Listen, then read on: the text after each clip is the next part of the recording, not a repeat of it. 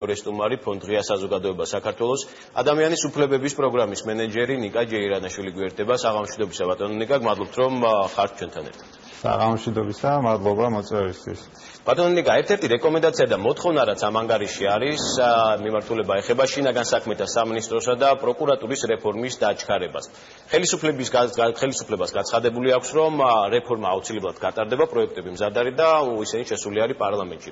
რას აჩვენებს თქვენს მიერ მომზადებული ანგარიში? რა მიმართულებით გაქვთ შენიშვნები, რა არის პრობლემური მიმართულებები ამ კუთხით? მადლობა.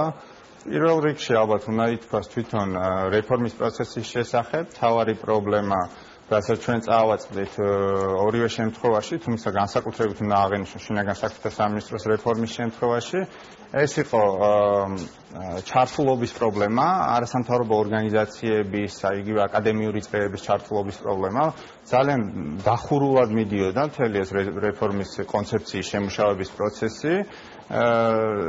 თავდაპირველად დაევალა რეფორმის კონცეფციის მომზადება უშიშროებისა და კრიზისების მართვის საბჭოს, რომელშიც უნდა ყოფილიყო სამუშაო ჯგუფები, რომელშიც ჩართულები იქნებოდით ჩვენ, არასამთავრობო ორგანიზაციები, აკადემიური წრეების წარმომადგენლები, თუმცა საბოლოო ჯამში ისე მოხდა, რომ შინაგან საქმეთა სამინისტრომ გითხრა, რომ უიცი რა, თურმე კრიზისების მართვის საბჭო არაფერ შუაშია, ისევ ჩვენ დაგვევალა რეფორმის კონცეფციის შემუშავება და უკვე მიგვიწვიეს პრეზენტაციაზე, სადაც ფაქტურად პირველად გავიგეთ, რომ თურმე უკვე მომზადებულია ეს რეფორმა და ის ჯგუფები და ის ორგანიზაციები, რომელიც ჩართულები უნდა ყოფილიყვნენ ამ პროცესში, სრულიად ასე ვთქვათ, გარიყულად ვიგზენით ყველამ თავი.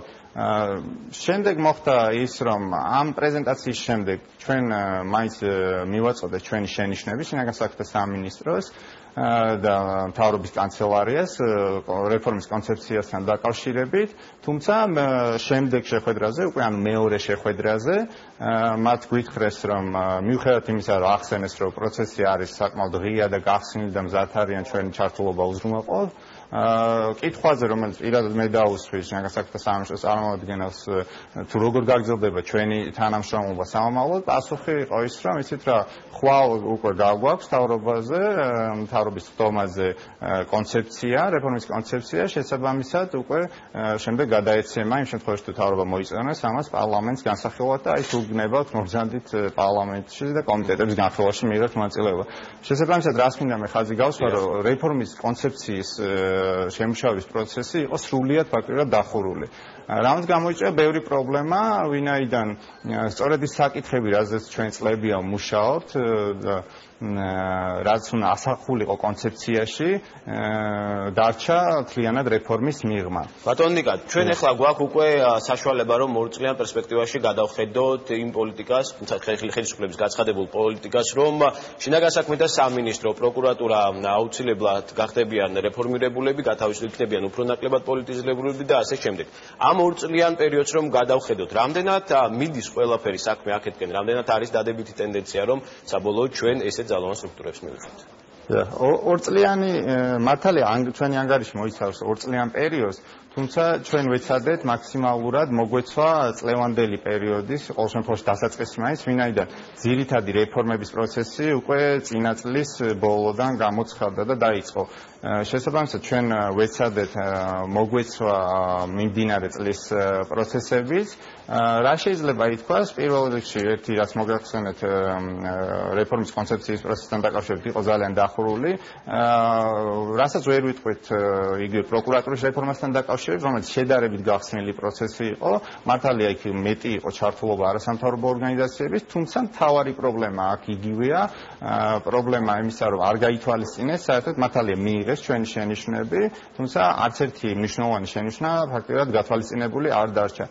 შესაბამისად, პრობლემა ორივე შემთხვევაში შინაგან საქმეთა სამინისტროსა და პროკურატურის რეფორმის შემთხვევაში რჩება იგივე. ანუ აქ არის კონცეფციები მომზადებული შესაბამის სამინისტროების მიერ, ანუ იუსტიციის სამინისტროს პროკურატურის შემთხვევაში და შინაგან საქმეთა სამინისტროს მიერ მომზადებული კონცეფციები შინაგან საქმეთა სამინისტროს შემთხვევაში და მთავარი საკითხები რაც შეეხება დეპოლიტიზირების პრობლემას იგივე რჩება პროკურატურის შემთხვევაში მაგალითად ეს არის მთავარი პროკურორის დანიშვნის წესი შინაგან საქმეთა სამინისტროს შემთხვევაში მთავარი პრობლემა იგივე რჩება აქ მართალია საუბარი არის ერთ-ერთ მთავარი პრობლემაზე მიმართულია რეფორმის კონცეფცია ეს არის უშიშროების სამსახურის გამოყოფა შინაგან საქმეთა სამინისტროდან თუმცა ეს არ უზრუნველყოფს ყველა იმ რიგი პრობლემის გადაჭრას რაზეც ჩვენ წლების განმავლობაშია საუბრობთ აქ რჩება ასევე უშიშროების სამსახურების დეპოლიტიზირების პრობლემაც რომელიც ჯერ კიდევ გაურკვეველია როგორ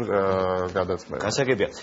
ნიკა ეს პროექტი შედგა ფონდ ღია საზოგადოება საქართველოს მხარდაჭერით. როგორი იქნება ამ პროექტის მომავალი? გაგრძელდება თუ არა ის და ის რეკომენდაციები რომელიც ახლა შემუშავდა ამ ანგარიშში.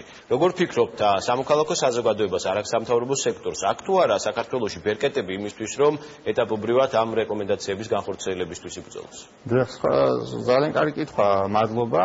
ჩვენი თავარი მიზანი რა იყო ამ ანგარიშის მომზადების რომ დაგვენახებინა პირველ რიგში სამ ნაწილად არის ეს ანგარიშის ყოველი თავი გაყოფილი და რამდენიმე თემას მოიცავს. პირველ რიგში არის ეს 2012 წლის მდგომარეობა, ანუ პრობლემები ახალი ხელისუფლების ძალაში მოსვლამდე და მოსვლის შემდგომ, შემდეგ რა გატარდა, რა ქმედებები გაატარეს ამ პრობლემების მოსაგვარებლად და რეკომენდაციები უკვე რა უნდა გაკეთდეს, რომ ეს პრობლემები საბოლოო ჯამში გადაიჭრას.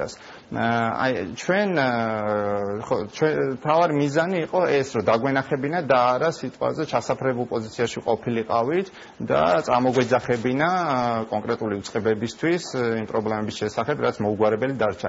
არა, თავარი ნაწილი მე ამას ესე უყურებ არის სწორედ რომ რეკომენდაციების ნაწილი და ჩვენ გავაგრძელებთ მთავრობასთან ერთად და სხვა უწყებებთან ერთად თანამშრომლობას და დიდი იმედი გვაქვს რომ ისინი სწორედ რეკომენდაციების ნაწილს მიაქცევენ ყურადღებას და არა თავის მართლების რეჟიმში ჩადგებიან და იტყვიან ყველაფერი გავაკეთეთ და ყველაფერი ჯერ წინა.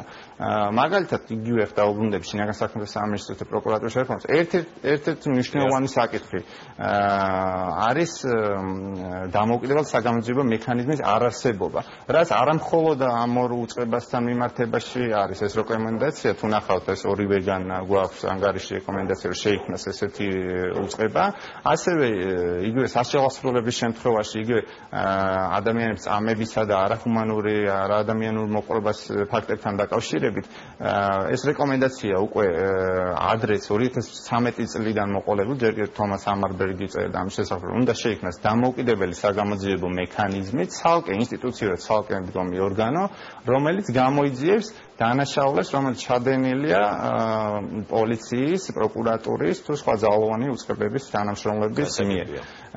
შესაბამისად ამ პროცესს ძალიან მოკლედ რომ გითხრათ როგორ უყურებთ ჩვენ რა თქმა უნდა გავაგრძელებთ მუშაობას ჩვენ გავაგრძელებთ იმ რეკომენდაციების შესრულების მონიტორინგს რაც მოცემულია ამ ანგარიშში და სხვა ანგარიშებში ეს ანგარიში არის პრინციპში ასე ვთქვათ კომპილაცია სხვადასხვა ანგარიშებისა სხვადასხვა თემების მიხედვით რაც ჩვენ და სხვადასხვა არასამთავრობო ორგანიზაციები რაზეც მუშაობდით ეს რეკომენდაციები თავმოყრილია ამ ერთ ანგარიშში შესაბამისად ჩვენ ახლა უკვე უნდა ვნახოთ მაგალითად შემდეგ წელს 2 წლის შემდეგ უკვე რა განხორციელდება როგორი იქნება განვითარება როგორი იქნება რეაგირება ამ რეკომენდაციებს რამდენად გაითვალისწინებენ რეკომენდაციებს და რამდენად რეალურად მოვაგვარებთ ერთობლივად იმ პრობლემებს რაც